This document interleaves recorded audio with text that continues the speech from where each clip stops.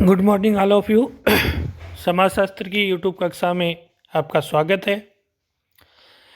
ग्रामीण समाजशास्त्र में या भारत में समाज व्यवस्था के अंतर्गत आज हम चर्चा करते हैं एक बहुत ही जाति व्यवस्था से जुड़ी हुई महत्वपूर्ण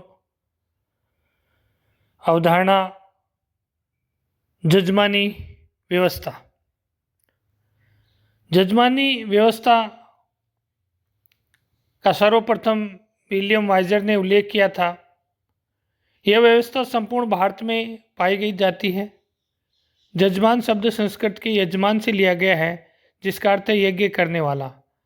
कालांतर में यह शब्द उन सभी के लिए प्रयुक्त होने लगा जो सेवा के रूप में किसी से भी काम कराते थे, बदले में नकद या अनाज के रूप में भुगतान करते थे।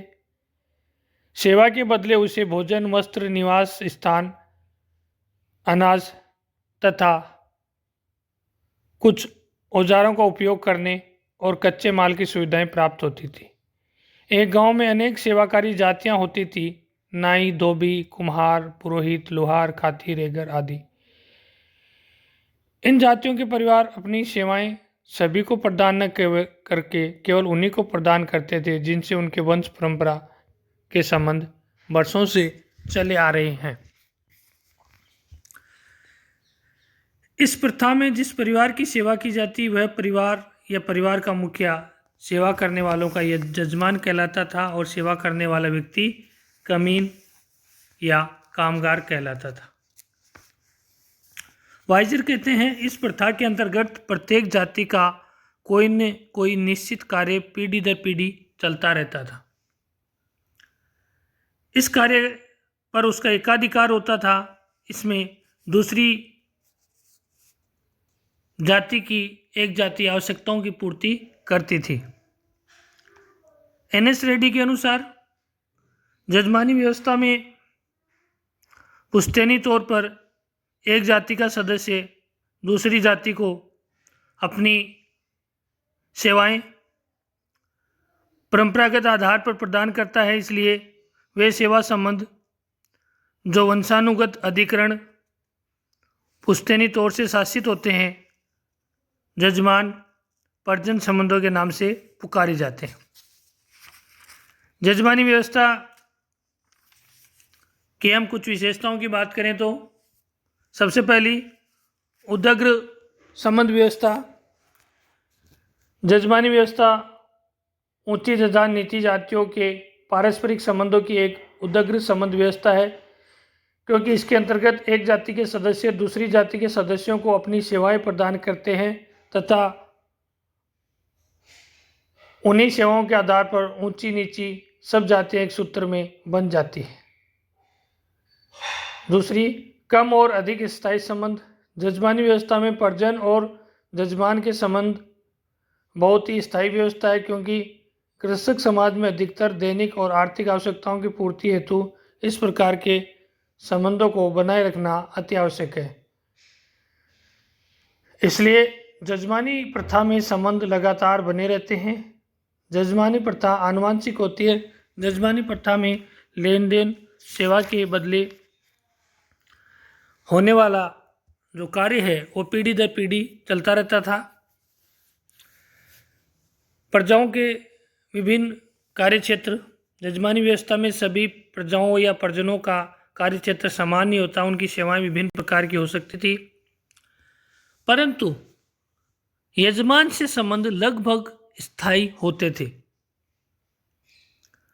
पारितोषण की एक परंपरागत व्यवस्था होती थी। जजमानी व्यवस्था में नकद मजदूरी देने का रिवाज नहीं होता था, न ही जजमान व परिजन के मध्य मालिक व कर्मचारी जैसा संबंध होता था। उनके संबंध सुख दुख में काम आने वाला होता था। जजमान अपने घर पे समारोह इत्यादि के बाद उस परिजन या उस सेवादारी को कुछ न कुछ पुरस्कार स्वरूप प्रदान करता था। ये भारतीय समाज की एक यूँ कहें खूबसूरत व्यवस्था थी। जजमानी व्यवस्था के गुण की हम बात करें तो सामाजिक सुरक्षा, बीमारी, दुर्घटना, जन्म, मृत्यु, विवाह आदि के अवसर पर जजमान अपनी सेवा करने वाले जातियों की सहायता करते थे। उन्हें आर्थिक सुरक्षा प्राप्त थी। जजमानी व्यवस्था का मुख्य गुण प्रत्येक जाति की आर्थिक सुरक्षा है। प्रजा को अपनी सेवाओं के बदले जजमानों से अनाज, कपड़ा आदि मिल जाता है। उसे बेरोजगारी का सामना नहीं करना पड़ता।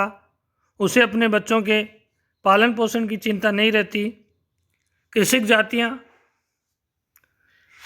अर्थात जजमान भी निश्चित रहते हैं कि अवसर आने पर कृषि कार्यों में परिजन उसकी सहायता कर देंगे। पारस्परिक उत्तरदायित्वपूर्ण संबंध होते थे। जजमानी व्यवस्था में जजमान और कामगार के बीच प्रत्यक्ष, प्राथमिक और घनिष्ठ संबंध हुआ करता था। दोनों जातियां परस्पर प्रकार्यात्मक सूत्र में बंधी रहती थी, एक दूसरे के काम आते थे। न्यूनतम व्यावसायिक प्रतिस्पर्धा होती थी, यानी विभिन्न जातियों के जजमान बटे हुए थे। सभी अपने अपने जजमानों के यहाँ कार्य करते थे। किसी प्रकार की कोई प्रतिस्पर्धा निम्न या उच्च जातियों में नहीं हुआ करती थी।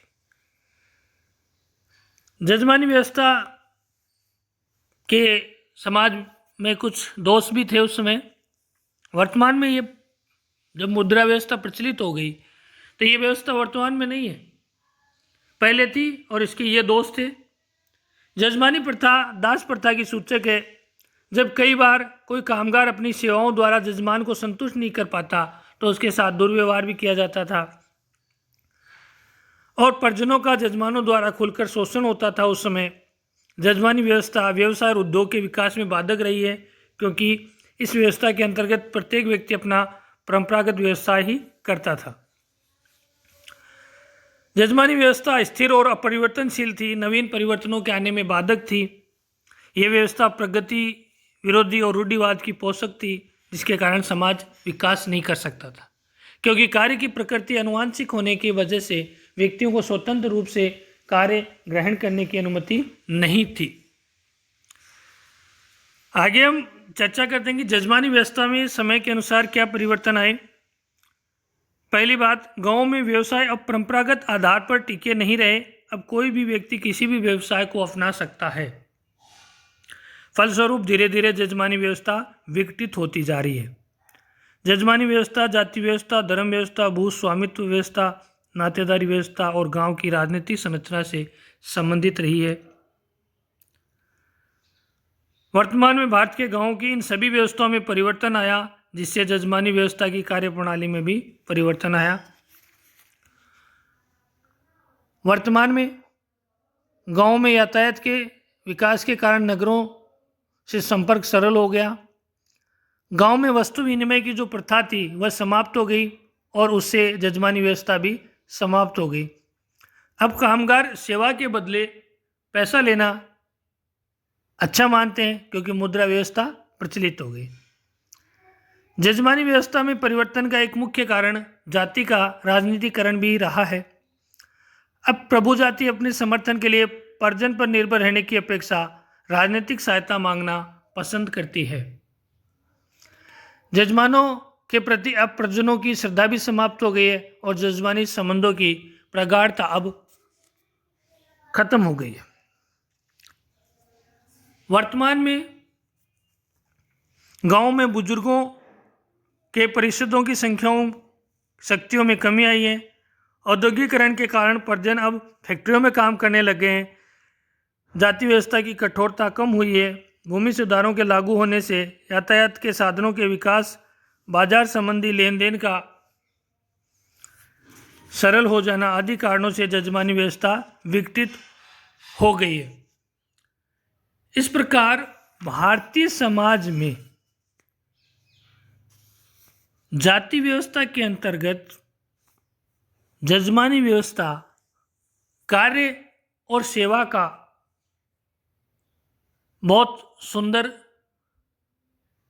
प्रगटना थी। कार्य और पारितोषिक का अच्छा समन्वय था। भारत की जाति व्यवस्था में प्रत्येक जाति के कार्य एवं कर्तव्य परंपरा के अनुसार निर्धारित थे। किसी को भी अपनी सामाजिक और व्यवसायों को परिवर्तित करने की स्वीकृति नहीं थी। ऐसी स्थिति में भिन्न भिन्न व्यवसायों वाले जातियों की एक सहयोगी व्यवस्था विकसित हो गई, जिसे जजमानी व्यवस्था कहा गया। धन्यवाद।